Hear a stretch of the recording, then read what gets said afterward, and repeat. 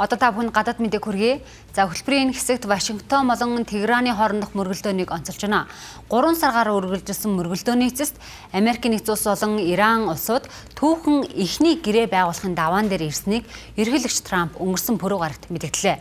За энэ амралтын өдрүүдэд үзэгдэж магадгүй байгаа тус санамж жижиг нь дэлхийн усан тээвэрт нэн чухал ормозын хоолойг дахин нээх боломж бүрдүүлнэ.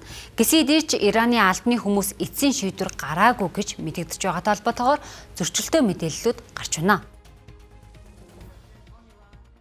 Америк нэгдсэн улсын ерөнхийлөгч Дональд Трамп цагаан ортноос мэдээлэл хийхдээ хоёр улс гайхалтай тохиролцоонд хүрсэн гэж зарлаад дэд ерөнхийлөгч JD Vance хэдхэн хоногийн өмнө дотор Европт очин санамж жижигт гарын үсэг зурж магадгүй гэдгийг онцлсан юм.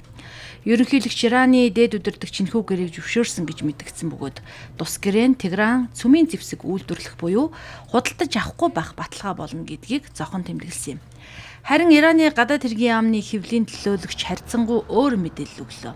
Тэрээр Иран улс зарим асуудал дээр ухралт хийхгүй бөгөөд санамж жижиг туссан нөхцлүүдийг тус улсын шийдвэр гаргах дээд байгууллагууд хянан хэлэлцээр байгааг онцлон тэмдэглэсэн. За Ираны зүгээс тавьж байгаа шаардлагуудад дараах зүйлс багтжээ.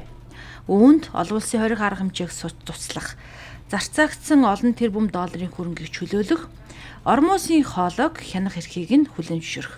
За энэхүү санамж жижигний талаарх мэдээллийн дараа Америк нэгдсэн улсын хөрөнгийн зах зээл өсөж дэлхийн газрын төсний үн ялимгүй буурлаа.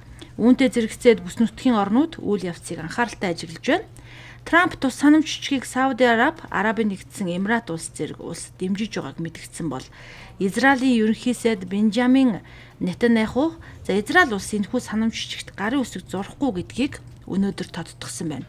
Гэсэн хэдий ч Ираны баяжуулсан ураныг хураа авч уран баяжуулах дэд бүтцийг буулгах, пуужингийн үйлдвэрлэлийг хязгаарлах, бүс нутаг дахь зэвсэгт бүлэглэлүүдийг Иран дэмжихэд зогсоох зэрэг санамж жижигний зарим нөхцөлийг Нетаньяху өндрөөр үнэлж байгаагаа илэрхийлжээ. Нөгөөтөөгүүр Тегеран Ливан дахь Израилийн халдлагыг зогсоохыг шаардсаар байгаа бөгөөд Израиль болон Ираны дэмжлэгтэй Хезболла бүлэглэлийн дайчдын хооронд мөргөлдөөн үргэлжилсээр байгаамаа.